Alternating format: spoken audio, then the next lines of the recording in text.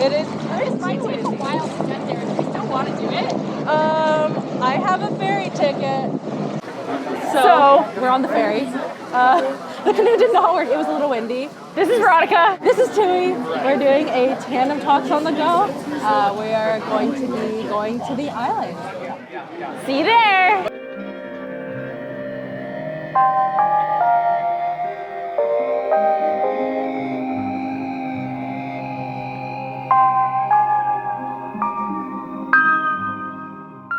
Action. All right, we're here on the island on a 2-seater quadricycle. Woo! And yeah, today we're kind of thinking about and talking about island life and culture, car-free and walkable neighborhoods. Oh yeah. Yeah, where are we right now? So right now we're just leaving Center Island and we're headed towards Island, which is where the majority of islanders live. 600 people live on Toronto Island. You might not be able to tell, but it is a very small and tight-knit community here.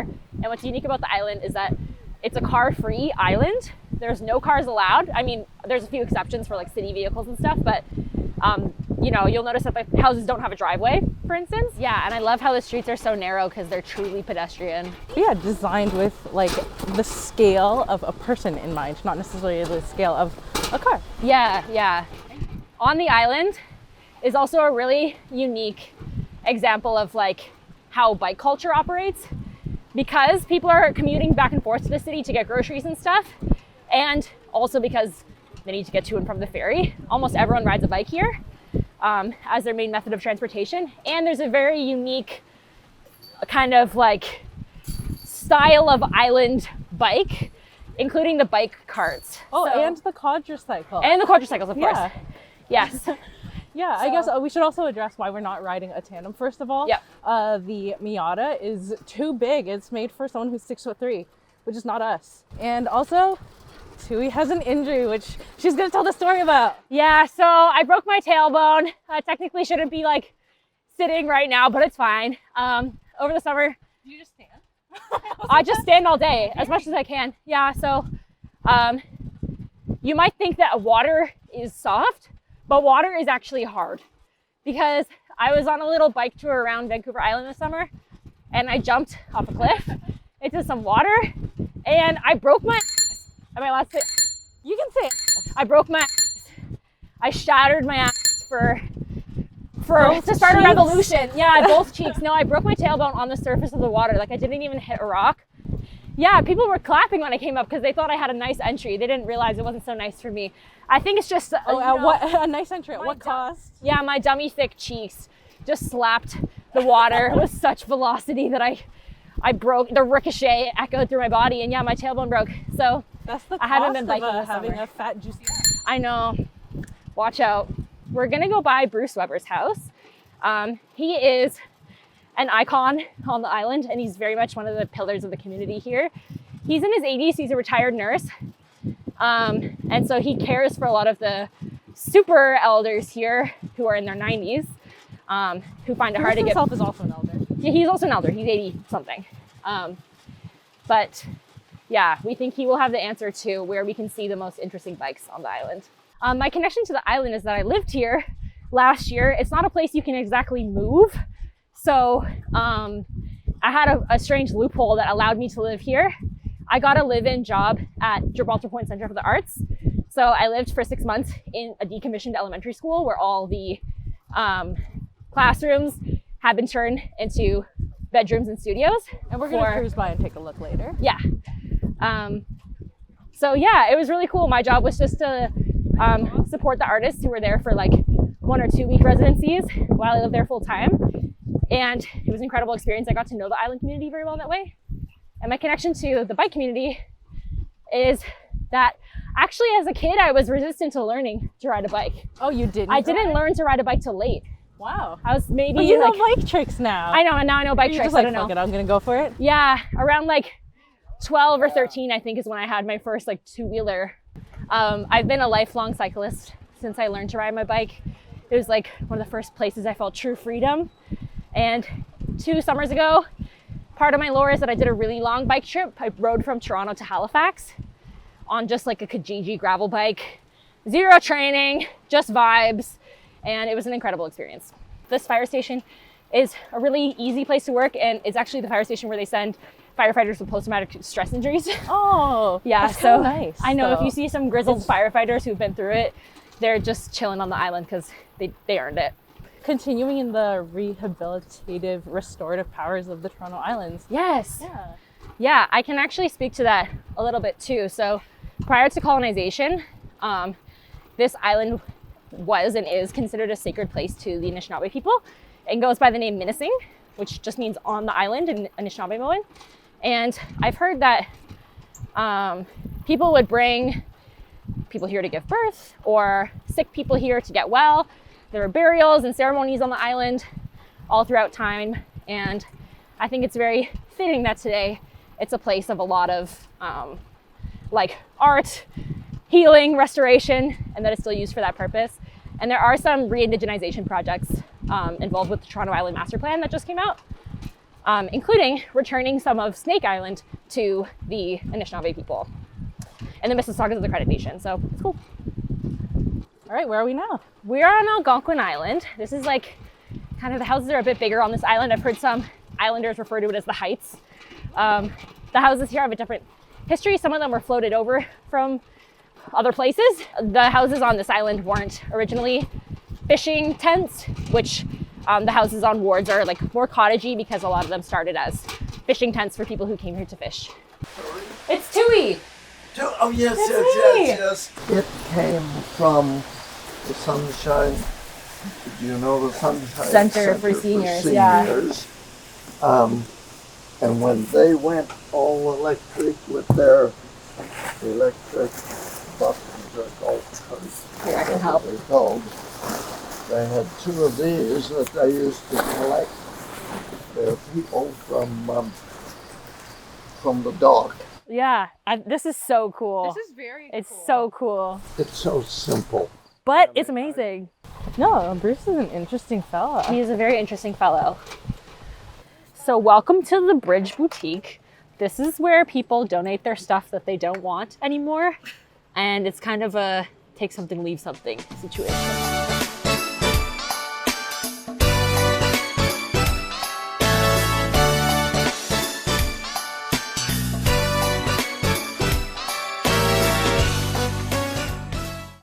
We'll head towards Island. Is this the Sunshine Center? This is the Sunshine Center. Yes. Yeah. It's a good place. They have like an allotment garden out back. So What is that? it's just like a community garden. Okay. So you might have heard that the Island Cafe and the Wards Island Association burned down. I did not hear that. Yeah, there was a fire on the island. The building really didn't stand a chance because it was built over 100 years ago and was all wood. And yeah. But it's my first time back since Since the that fire? burned down, so I'm interested to see what's there now What's because the different? old Island Cafe is not there. Cute. Okay, Oh my so they God, have this like is a little. adorbs. This is nice. The new Island Cafe. Oh. But yeah, this is where the Wards Island Association, which was basically like the community center for Wards Island. So it was very, very sad when it burnt down. That's where they have all their weddings and like line dances and pumpkin carving and whatever. So on the island, everyone gets around by bikes. And it is quite a walkable community. I mean, like it's a 5-minute walk from kind of one half of the village to the other. And yeah, I mean, I think that's so powerful in terms of like actually being situated in the community you live in. I feel like so many of us don't know our neighbors and don't know how to look around, but on the island, everybody knows everybody. Right here, knowing my neighbors was always a really big value of mine growing up. It was a value my parents believed in very strongly. Their parents believed in very strongly. Like you need to know who you live beside. So that's something I've taken to heart with every place I've ever lived. I've like made a very conscious effort to get to know the people I'm living with and around. And in some places that's been easier to do than others. The island is definitely one of the easiest places that I've learned to do that. Definitely. But I can already see that even being here for like an hour. Yeah. But I also feel like Yeah, riding my bike and bike touring specifically has also taught me about the power to find community wherever you go, and like the kind of networks that care that do exist. When I went on my really long bike trip 2 summers ago, I was so surprised that in so many different places I visited, I guess I thought I would learn about my independence by doing this like 3,000 kilometer journey. And I actually ended up learning how many people it takes to make a person independent. And that's very powerful. Yeah, so many people helped me, and like in ways that I could never have imagined I would even need or think to even offer. And it was really like hope restoring in that sense, because I felt like I always believed, because of the way that I was raised, that like if you need help, asking strangers is a good thing to do. And I can think of many times growing up where my parents asked or gave help to people who they had just met. Right. So any stand-up memories of that?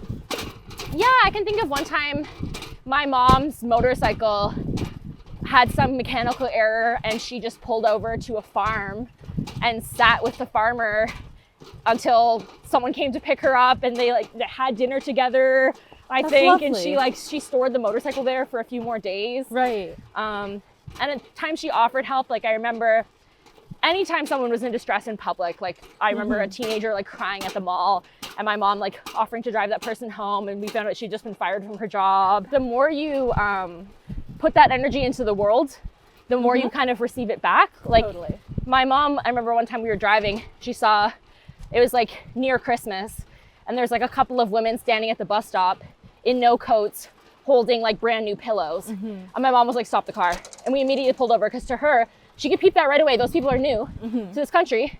They don't have anything. They don't have a coat. They're getting pillows. Yeah. So we picked those two up and drove them home, and we found out that they had just arrived in Canada, and they literally had like a towel each to their name. Yeah. And those people were in our lives for years. That's incredible. Yeah. And like eventually their whole family came to Canada, and like it was a really beautiful experience to get to build that relationship. Yeah. And like, it was so lovely to be those people's friends. And so now I feel like from bike touring, I have friends all over the country. And I have a really realistic idea of like what this country actually is. Like when you travel it by bike, which is such a slow and intentional way of experiencing a place, like you really get to see how landscapes and land change, and how culture actually like plays out geographically, and like the kinds of people that you meet in all kinds of different parts of the country. And yeah, it's really made me feel very strongly that people at the end of the day are good. I have said this a lot, and I've had people purse their lips and disagree with me. Like, I believe fundamentally that all people want to help each other and be good to one another. And I'm like, okay, well, you can disagree, but I still think it's true. Yeah, I do think it's true. I also think that, especially for people who are like plugged into the injustices in the world, like it's easy to become jaded and believe that like most people are on the side of the oppressor or something. But I think, for myself at least, having a hopeful view of humanity and of the people we're around is like really critical for a revolutionary school of thought, because we have to believe that other people want the revolution just as badly as we do. If you can't be good to the small communities that you have, what makes you feel like you can be good to the global communities, right? 100%. Or that others can. Yeah. Yeah. Maybe you don't always have to be like, inviting strangers to sleep in your home, like some people do when I was bike touring. Yeah, but you can be good to people without being naive. Totally. Yeah, I've always said that the mark of street smarts is not just knowing who not to trust, but knowing who to trust, because just universally writing everybody off as a potential serial killer, like there's no wisdom in that. But I think like accepting generosity shows, some true people skills and like, street smarts. I'm a true crime genre hater. Same. Because I think it teaches you to hate other people and be scared of them. Yes. It's honestly like Reagan era stranger danger. Yeah, it teaches you to be fearful. Yeah, and it's not based in fact. Like, yeah, part of my like developing my feelings around strangers and like stranger danger is recognizing that also you can accept generosity from strangers, but also dip as soon as you have even an inkling of a bad vibe. Like another thing I was taught very young was like, scream first and apologize later. And so, yeah, my mom was like, the second you get a bad vibe, just be a crazy bitch. And be like, wah! Like whatever you need to do, make so much noise and attention. Like, be like, get away from me! Like anytime you want, literally anytime you want. If you're wrong and you just like assumed, you know, incorrectly, then you can be like, oh, my bad. Do you have a favorite childhood toy? Oh my God, I think you already know the answer to this. So as a kid, I was a Tamagotchi head. I do know the answer. And as an adult, I continued playing my Tamagotchi. And then in 2022, I decided to see if there were any other Tamagotchi players in the city. I was just curious because part of the game was like connecting with your friends, right? So I posted a little thing, like I made posters and put them around that just said, my Tamagotchi has no friends, date and time for a meetup. And since then it has snowballed so rapidly into a Tamagotchi club that now has hundreds of members and 32 chapters around the world. 32? Yeah. All because your Tamagotchi didn't have friends. All because my Tamagotchi didn't have friends. What's this flag? Oh, this is the island flag. That's so, I didn't know there was an island flag. Yeah, the island has its own flag. So you can see like, it was designed by an islander in the 90s through a contest to design the flag. This is the one that won. And yeah, it has the sun, and then that's the shape of Toronto Islands underneath. Amazing.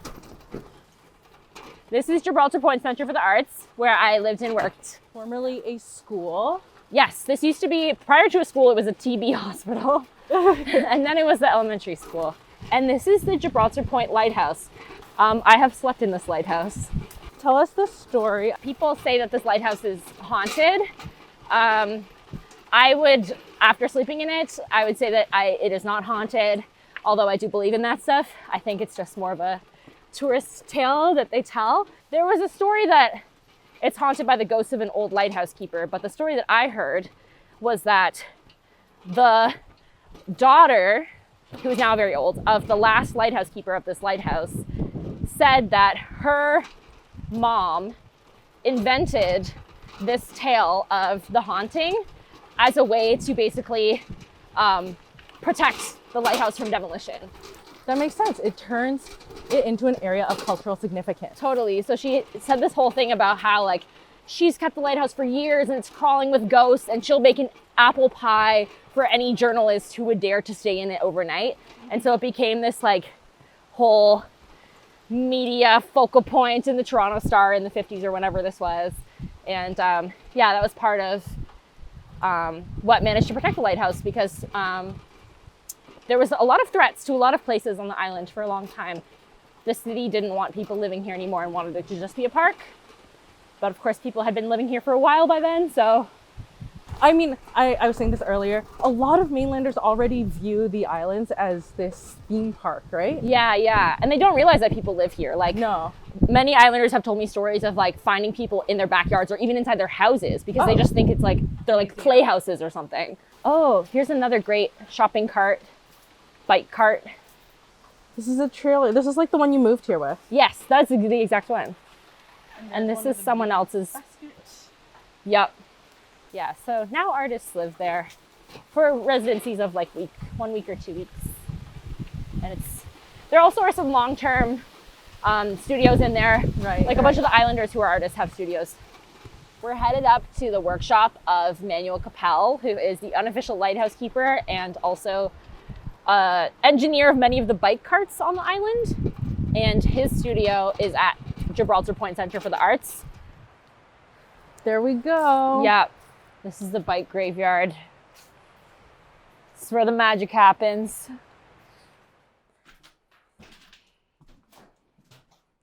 It's so cool. So look fresh. at that fire alarm bell. Oh my God, look at the front. Little like hood ornament. Yeah.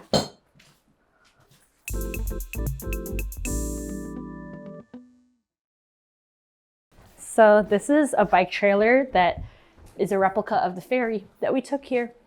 And this is a bike trailer that is a replica of an old streetcar. It's pretty special. Check out this bike trailer. This is for hauling like, it's I like actually a think this cooler. is so smart. Like Yeah. having it lockable so you can leave it is Yeah. it's important. I think it's great. I want to take a picture of this too. Coffee or tea? Hot chocolate? Hot chocolate. Yeah. Do you not do caffeine? Not really. Would you do an herbal tea? Yeah, I do. I'll drink tea, but I don't like coffee at all. That very fair. Cake or pie? Cake. What's your favorite kind of cake? Oh my God. Red velvet cake. Love the cream cheese icing. Cats or dogs? Dogs. Are you a dog person? I have to say I'm more of a dog person than a cat person, yeah. Fair. Hot tub or swimming pool? Swimming pool. Last one. Yeah. Bikes or cars? Bikes! Always Bikes! bikes! Always bikes. Thank you, Twoey, for talking to us about everything. Do you have any stuff you want to plug? Any advocacy stuff? Or just telling us where you're up to? Yeah, so I work at Bikechain, which is the DIY bike space through U of T, but it's open to all. Definitely come by. We teach you how to repair your bike. So unlike a traditional bike shop where your bike disappears behind the curtain and magical things happen to it and now it's rideable, you are involved with the repair. So I really encourage you to go there. It's super supportive and beginner friendly, and you'll learn skills that will last you a lifetime. So if you ever have an issue, find us. We are Bikechain UT on all our socials, and my actual Twoey, Twoey on social media, and my website is my name, twoeygray.com. So you can find what I'm up to there. Thanks for having me. This has been so fun. Thank you for talking to us about the island, about bikes, about everything, and showing us all these cool things. Yes, I'm so glad. All of these places are so close to my heart, and